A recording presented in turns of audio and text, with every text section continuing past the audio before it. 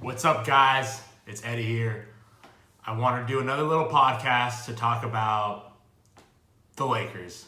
Now that all the dust is kind of settled, we've got a head coach, we've got Anthony Davis, we've got that off our back. So now let's talk about moving forward as the big day comes on Sunday, right? Now let's talk a little bit about the trade first. Now, my look on this trade is the Lakers won. Obviously, the negotiation side of it, could we have waited a little bit longer? Yes. Am I Anthony Davis? Do I waive that $6 million? Yes. But you don't talk to a man about his money. That's the number one rule in life. You don't talk about somebody else's money. So if I were him and I want to win, do I waive that $6 million? Of course. I mean, you're going to have those endorsement deals at $6 million in other ways, in other avenues. So if I'm him, I waive it. And for the Lakers, for what they gave up in Lonzo Ball, Brandon Ingram, Josh Hart, and picks, my thing about picks is always potential. Picks are always potential, right? It's what could they be?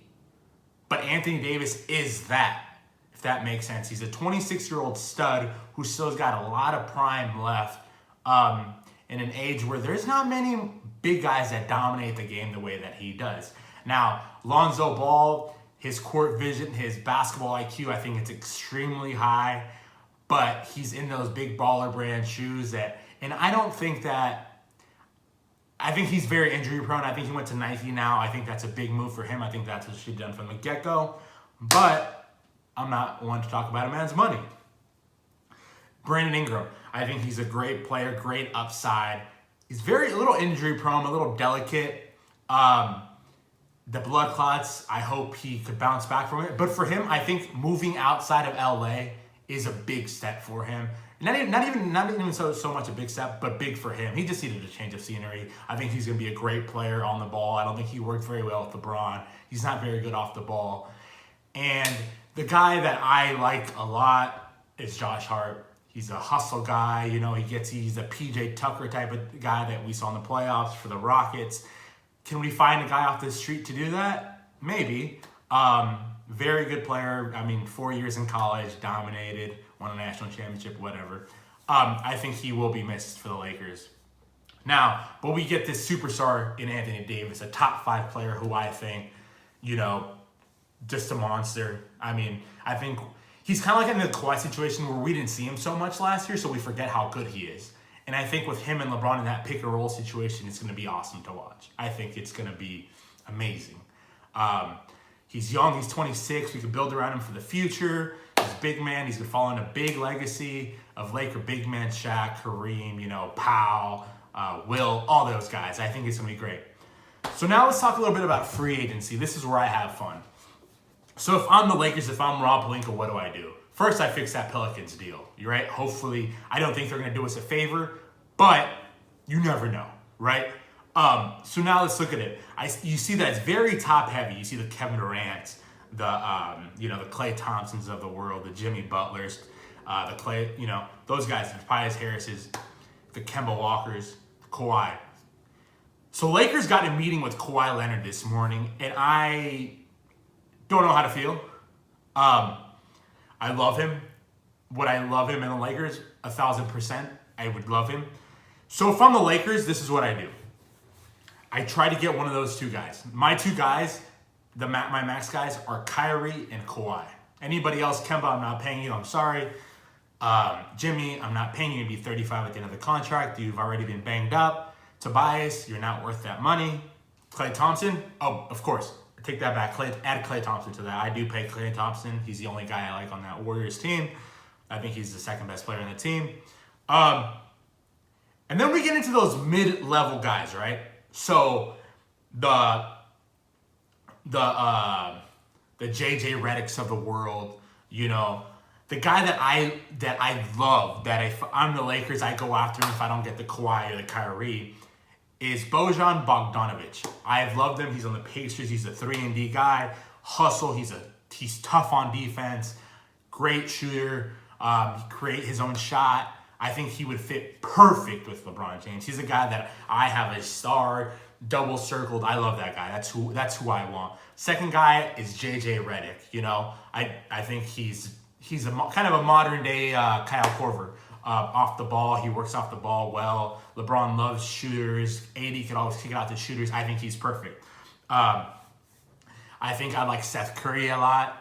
Patrick Beverley, I think it's gonna be a good market for him. I really do think. Now he's a tough defender and he's a leader. I like that. We're gonna need guards. But I do like Rajon Rondo a lot. And I think we will get him at a discounted price. And he's played with Anthony Davis and LeBron. I think he's good.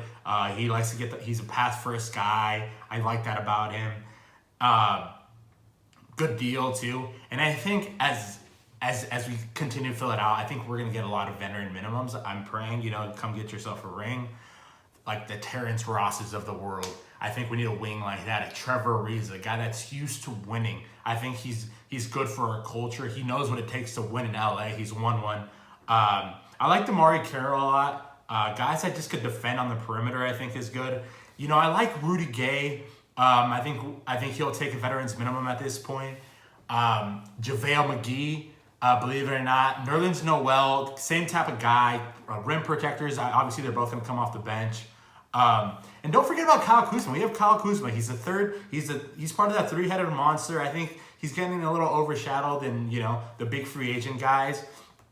And I think, the way the Brook Lopez's of the world. Another guy is Seth Curry. I like Seth Curry a lot. A lot of open looks for those type of guys. Wayne Ellington, as I go through my list. A lot of shooting. We need shooting. I think what we did last year with the Lance and the Beasley, and it was a mess. I didn't like that. But I think the Lakers are, believe it or not, in a good position. We're in a good position right now. And I've been hearing a lot of J.R. Smith and Carmelo Anthony, and I'm a little, J.R., LeBron could keep him in check. But go get Kyle Korver instead, Go get Kyle Korver. You don't have to worry about him. He's going to make his threes. Just go get him.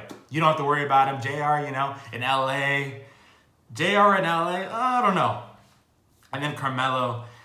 This is my thing on Carmelo. I've always been a Carmelo guy. Can he accept that role? Can he just catch and shoot for us? If he could do that and sit in the corner and come off the bench and play, 12, 15 minutes, if that, for us, and hit a couple threes a night, bring him on board.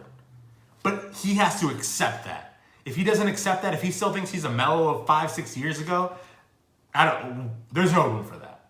That Melo is way past. And I, believe it or not, Sunday, I can't wait. I'll be in Michigan on my phone and, I can't wait. It's an exciting time to be a Laker fan. We have a lot to look forward to. And I think Rob Pelinka and his front office could really make a splash this summer because, let me tell you, the West is wide open. Wide spanking open. And I hope you guys enjoyed it. I'll be back after the Lakers, after all free agency settles down, and hopefully we make a big splash, and here come the championships. Thank you guys. Hope you enjoyed it.